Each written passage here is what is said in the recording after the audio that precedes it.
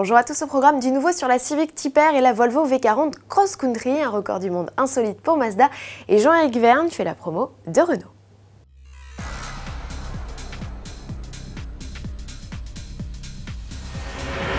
La voilà, la Civic Type R, enfin pas tout à fait, si d'apparence le modèle présenté au Mondial de l'Automobile de Paris dans quelques jours paraît encore très abouti, vous avez toujours sous les yeux un concept. Sous le capot, toujours peu de détails, on sait que la compacte sportive embarque un inédit 2 litres turbo essence de plus de 280 chevaux couplé à une boîte 6 rapports. Selon Honda, les performances atteintes par cette nouvelle mouture surpassent celles des Type R, toutes générations confondues.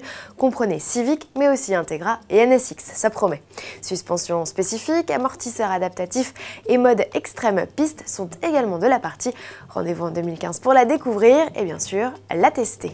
Et à propos de Civic, la compacte et sa déclinaison break profitent du mondial pour se refaire une beauté. Principaux changements, les optiques avec feu de jour à LED intégré et les pare-chocs avant-arrière redessinés. À bord, on note quelques micro-évolutions cosmétiques au niveau des sièges, du finish de la planche de bord ou des poignées de porte. Plus remarquable, l'arrivée d'un système d'infodivertissement avec écran tactile de 7 pouces. Honda profite de ce rafraîchissement automnal pour lancer une finition sport, un avant-goût de la Type R. Enfin d'un point de vue esthétique seulement, car sous le capot, c'est essence ou diesel de 180 ou 120 chevaux. En bref, du nouveau pour la V40 Cross Country, la version tout chemin de la compacte V40 gagne un nouveau moteur 5 cylindres fort de 245 chevaux. Cette déclinaison baptisée T5 mise d'office sur une boîte auto à 8 rapports et une transmission intégrale. En bref, toujours, Mazda entre une nouvelle fois au Guinness des records, et ce n'est pas grâce à son MX-5, roadster le plus vendu de la planète, mais aux supporters du club de rugby Brive-Corrèze-Limousin. Leur record, le plus grand haka du monde, cette danse que pratiquent traditionnellement certaines équipes du Pacifique Sud, a ici été réalisée à l'issue d'un match du top 14 par 4028 spectateurs, soit 700 personnes de plus qu'en 2008 en Nouvelle-Zélande, lieu du précédent record.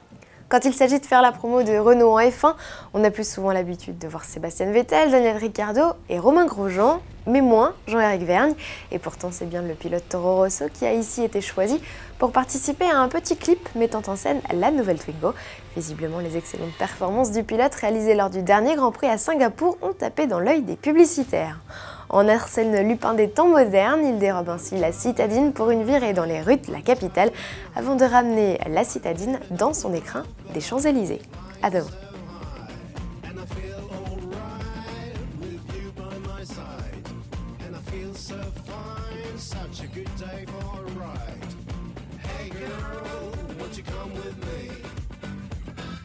Hey girl, don't you feel just like me?